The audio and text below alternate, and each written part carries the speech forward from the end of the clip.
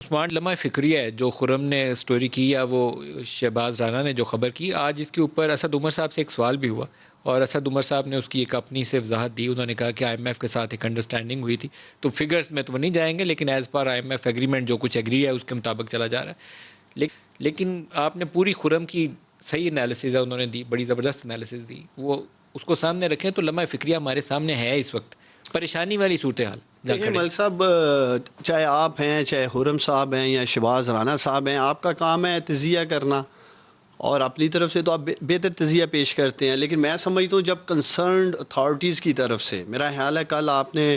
Deputy governor doctor Murtaza سعید صاحب ان کا statement نہیں سنا ایک نجی پروگرام میں، انہوں نے بالکل نفی کی ہے اور یہ ساری جو خبر ہے بے بنیاد قسم کی، اس پہ انہوں نے کہا ہے کہ کسی سطح پہ وہ انٹرونشن نہیں کر رہے مارکیٹ میں. اور میں سمجھتا ہوں کہ جب ایک کنسرن انسٹیٹیوشن سے یا اس کے جو کنسرن لوگ ہیں، اگر وہ یہ سٹیٹمنٹ دے رہے ہیں کہ کسی سطح پہ 1.2 بلین ڈالر پمپ نہیں کیا گیا مارکیٹ میں، اور ڈاکٹر مرتضیٰ سعید صاحب کو میں بڑی اچھی طرح جانتا ہوں کیونکہ میں اسٹیٹ بینک کے ساتھ کام بھی کر رہا ہوں، بڑے ذمہ دار شخص ہیں، تو ان کا اگر بیان آ گیا تو پھر میں سمجھتا ہوں اس ڈبیٹ سے ہمیں آگے جانے کی. سر یہ بیانات آپ لوگوں کے جو ہے نا، یہ معذرت چاہتا ہوں، مکمل طور پہ ان پہ آنکھیں بند کر کے بھروسہ نہیں کیا جا سکتا. 4.5 بلین ڈالرز آپ ہی کی حکومت پہلے 8 ماہ میں مارکیٹ کے اندر سیل کر چکی ہے اور